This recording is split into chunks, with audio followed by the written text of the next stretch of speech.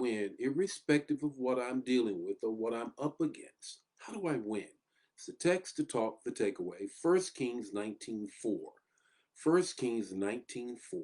As you're turning there, looking there, I want to help you understand what's going on in the text. Here is Elijah who has just come off a great victory. Mount Carmel, he's called down fire from heaven.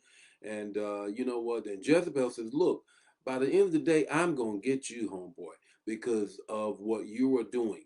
He then walks a whole day's journey, finds himself in the wilderness under a juniper tree, and this is what he says. He sits down under the juniper tree and says, I wish that I would die.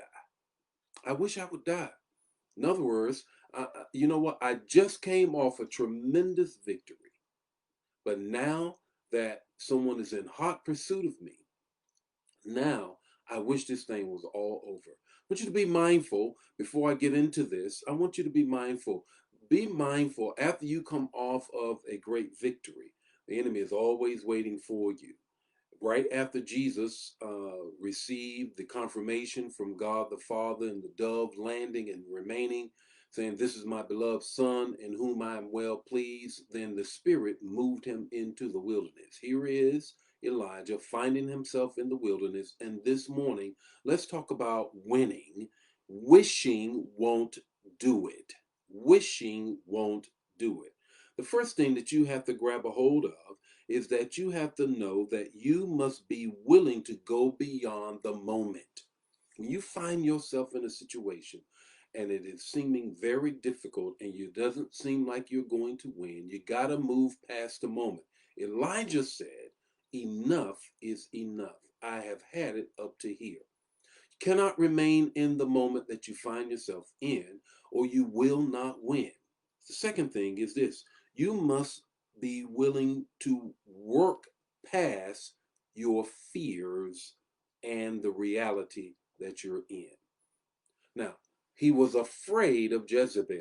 Now, I don't know how a powerful man of God can be afraid of a woman in respect of she's not more powerful than the God that is in him. But nevertheless, Jezebel said, Look, uh, me and the king are going to get you because of what you have done. You destroyed all of the prophets on Mount Carmel.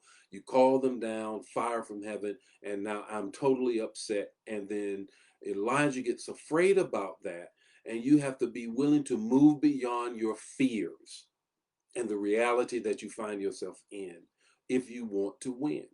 The third thing is this: you have to work the dream or the dream won't work. I don't care how much you dream and have vision. We find ourselves maybe not so much now, because many of us are not in the physical church, in the building.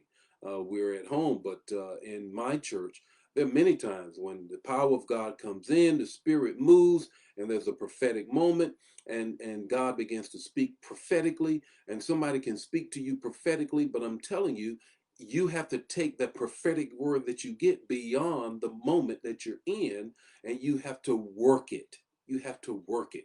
You know what? Because I can speak life into you, but if you don't speak life into you, it will not work. So you have to work the dream, or the dream won't work. You have to work the dream, or the dream won't work. So what's your takeaway this morning? You cannot, you cannot win if you see yourself as a loser. You can't win if the thoughts in your mind is losing. Why do I say that? Elijah sat down, even though he just came out of a tremendous victory, and saw himself, I wish I would die. Saw himself as a loser. So, irrespective as to what you're up against, do not look at yourself as losing.